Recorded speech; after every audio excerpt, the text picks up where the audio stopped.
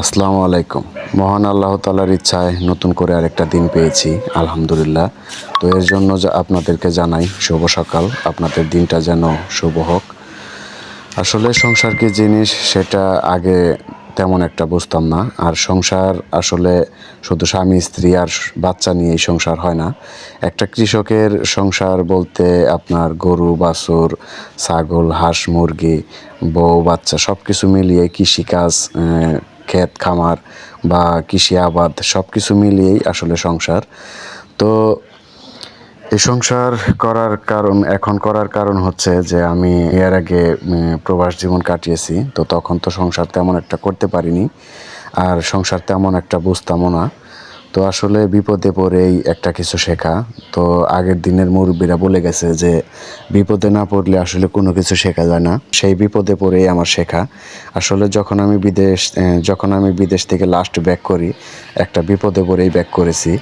তো সেখান থেকে আমার এত কিছু শেখা। তো এখন তো আর বসে থাকা চলবে না, তাই নিজে দুটো গরু দিয়ে আমার জীবনযাত্রা শুরু করেছি। ইনশাল্লাহ আপনাদের দোয়ায় এটা নিয়েই থাকতে চাই বা এর পাশাপাশি অন্য কিছু করতে চাই। তো আসলে আমার সকালবেলা এর আগে তেমন একটা উঠতাম না, আর এই গরুকে একটু একটু করে ভালোবাসতে এখন পুরোদমে বেসে ফেলেছি। এই জন্যই আমার সকালবেলায় ওঠা। তো এখন আর তেমন একটা খারাপ লাগে না। তো সকালে উঠে যখন আমি গরুকে খাবার দেই, তখন আমার মনে অন্যরকম একটা তৃপ্তি পাই বা অন্যরকম একটা শান্তি লাগে। আসলে গরুর ঘর পরিষ্কার করা, পরিচ্ছন্ন রাখা, গরুকে খাবার দেওয়া, একটা মানে কত যে একটা নিজের কাছে একটা শান্তি বা ভালো লাগে, সেটা আসলে ভাষায় প্রকাশ করতে পারবো না। তো আসলে যারা গরু পালন করেন, লালন পালন করেন, তারাই একমাত্র জানেন যে আসলে তাদেরকে খাওয়ানো বা পরিষ্কার করা, গোসল দেওয়ানো, এগুলোর মধ্যে যে একটা শান্তি আছে, সেটা মাত্র তারাই জানে। তো নিজের কাজ, এটার মধ্যে কোনো শরম লজ্জার বিষয় না। আমি মোটামুটি সব কাজই করি। আর এটা করার উদ্দেশ্য হচ্ছে যে আমার ভবিষ্যতে প্ল্যান ছিল যে আমি একটা খামার করব, গরুর খামার। তো গরুর খামার তো আমি করতে পারি নাই, কারণ সেটা অনেক টাকা পয়সার দরকার। আর দ্বিতীয়ত নতুন অবস্থায় বড় ধরনের গরুর খামার করলেও দেখা গেছে যে অনেক লসই হয় বেশিরভাগ।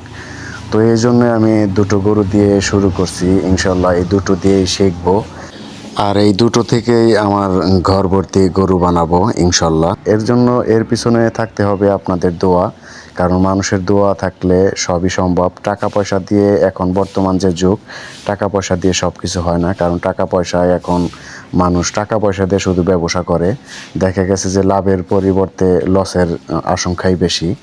তো এই জন্যে আপনাদের কাছে আমি দোয়া চাই। আপনারা যদি দোয়া করেন তাহলে হয়তো আমি সফলতার মুখ দেখতে পারবো, কারণ মানুষের দোয়া ছাড়া কোনো কিছুই সম্ভব না।